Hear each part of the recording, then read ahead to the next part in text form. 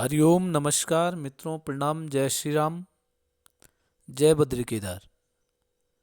मित्रों, एक बार पुनः आपका स्वागत कर रहा हूँ श्री शिव शक्ति आध्यात्मिक चैनल पर, जहाँ पर कि मैं आपको ज्योतिष से संबंधित, आध्यात्म से संबंधित छोटी छोटी और महत्वपूर्ण जानकारियाँ उपलब्ध कराता हूँ। आज मैं चर्चा करूँगा जन्म कुंडली का जो अष्टम भाव है और जो द्वितीय भाव है। ये जन्म कुंडली के बहुत मुख्य भाव हैं, जिनसे कि हमें अपने शारीरिक कष्ट या मृत्यु तुल्य कष्ट, इनके बारे में पता चलता है। तो मित्रों, वीडियो प्रारंभ करने से पहले आपसे पुनः निवेदन है, चैनल को सब्सक्राइब अवश्य करें। वीडियो को अंत तक देखें और यदि आपको ठीक लगती है तो अन्य लोगों तक भी भेजने की कोशिश करें। इसके लिए वीडियो को शेयर करें या उन लोगों तक अवश्य भेजें जो लंबे समय से अस्वस्थ चल रहे हैं, बहुत अधिक इलाज करने के बाद भी जो स्वस्थ नहीं हो पाते हैं, उन तक जरूर भेजें। कहीं न कहीं हो सकता है ग्रहों की चाल से भी आदमी अस्वस्थ हो जाता है। शायद साथ में मित्रों लाइक भी करना है, कमेंट भी करना है। तो अब बात करते हैं अष्टमेश की।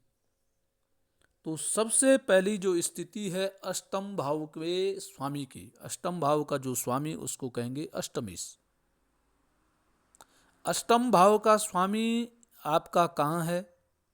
सबसे पहले ये देखना है कि अष्टम भाव में कौन सी आपकी राशि बन रही है। उस राशि का जो स्वामी है वही आपका अष्टमेश होगा। अब अष्टमेश कहाँ पर बैठा हुआ है? सबसे जो गलत स्थिति होती है, यदि अष्टम भाव का स्वामी अष्टमेश यदि द्वितीय भाव में बैठा हुआ है, तो अष्टमेश का द्वितीय भाव में बैठना किसी खतरे से खाली नहीं है। जिस भी जातक का अष्टमेश यदि द्वितीय भाव में बैठ जाता है, तो ऐसे व्यक्ति की जो शारीरिक शक्ति है वह बिल्कुल खत्म हो जाती है। अर्थात उसको ये भी कह सकते हैं, रोग प्रतिरोधक जो क्षमता हो जाती है वह उसकी खत्म हो जाती है, यदि अष्टमेश द्वितीय भाव में बैठा हुआ है। इसके लिए ऐसे व्यक्ति को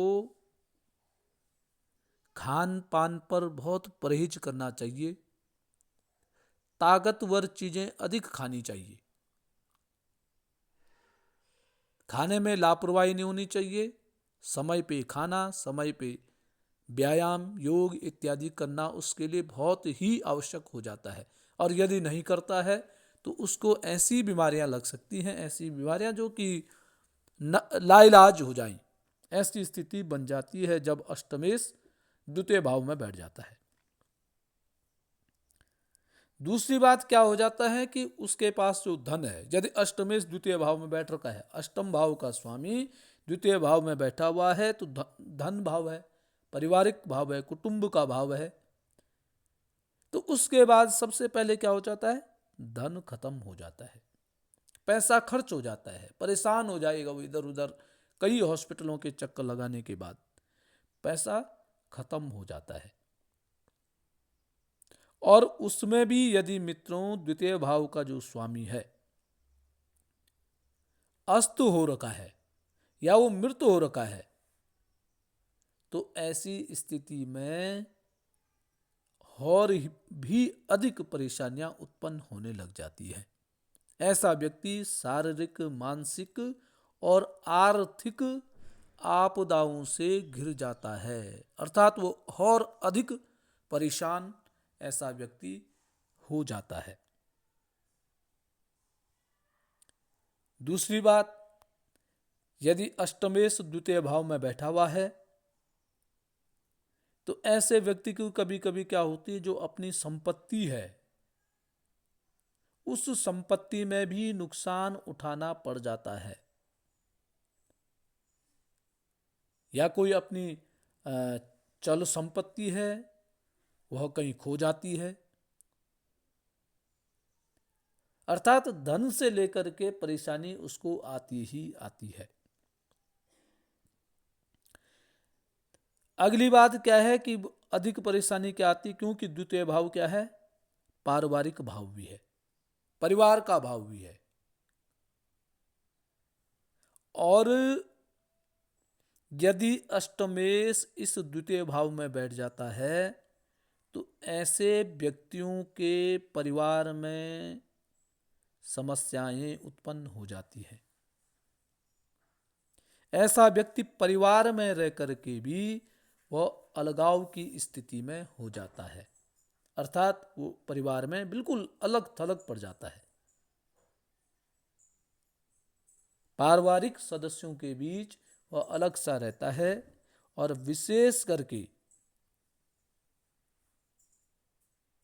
ऐसी स्थिति में उसका आपसी जो तालमेल है वह समाप्त हो जाता है। यदि अष्टम भाव का जो स्वामी है वो कहीं दूसरी जगह बैठा हुआ है,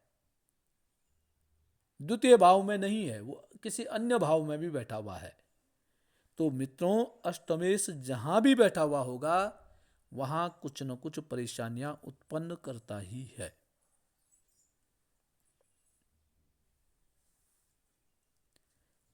द्वितीय भाव में अष्टमेश बैठने से और क्या परेशानी होती है? शारीरिक परेशानी तो होती ही है, परंतु यहां पर आंखों से संबंधित परेशानियां भी पैदा कर देता है। अष्टमेश यदि द्वितीय भाव में बैठा हुआ है तो ऐसे व्यक्तियों के आंखों में कहीं ना कहीं कोई ना कोई परेशानी अवश्य होगी। एक बात। दूसरी बात है, दांतों में परेशानी देने वाला होता है। दांत से संबंधित रोग, आंखों से संबंधित रोग ऐसे व्यक्ति को होते ही होते हैं। यदि किसी का इस प्रकार सा है तो उसको अष्टमेश का उपाय अवश्य करना चाहिए, या अष्टमेश जिस भाव में बैठा हुआ है उस भाव को मजबूत करना पड़ेगा। यदि द्वितीय भाव में बैठा हुआ है तो द्वितीयेश को मजबूत करना पड़ेगा, तब कुछ जाकर के उस समस्याओं में थोड़ा सा समाधान हो सकता है। अन्यथा मनुष्य को आर्थिक, शारीरिक तो होगा ही होगा, परंतु आर्थिक समस्याओं को भी झेलना पड़ेगा, और अंततः गत्वा न तो लंबी बीमारी का शिकार होकर के और शरीर बिल्कुल खत्म स्थिति में आ जाएगा। ऐसे व्यक्ति को चाहिए कि हमेशा महामृत्युंजय जप का पाठ करें, जप करें, शंकर भगवान का पूजन करें, और त्र्यंबकम यजामहे सुगंधिम पुष्टिवर्धनम उर्वारुकमिव बंधनान मृत्युर्मुक्षीयमामृतात् नित्य प्रतिदिन अपना नियम बना करके इस मंत्र का जाप करें, और शंकर भगवान का पूजन इसको सदैव करना पड़ेगा। तब जाकर के इसकी थोड़ा सा शारीरिक और आर्थिक स्थिति में सुधार हो पाएगा, अन्यथा जीवन भर अस्वस्थता की मार में यह झेलता रहेगा और सदैव परेशानियों में ही घिरा रहेगा। तो मित्रों, अष्टमेश और अष्टमेश जहाँ बैठा हुआ है उसका उपाय आपको अवश्य करना है। जो अस्वस्थ, लंबे समय से अस्वस्थ चल रहे हैं, उनको यह वीडियो जरूर भेजें। तो मित्रों, आज के लिए बस इतना ही। कल पुनः किसी नई जानकारी के साथ आपके सामने प्रस्तुत होऊंगा। तब तक के लिए नमस्कार, प्रणाम, जय श्री राम, जय बद्री केदार।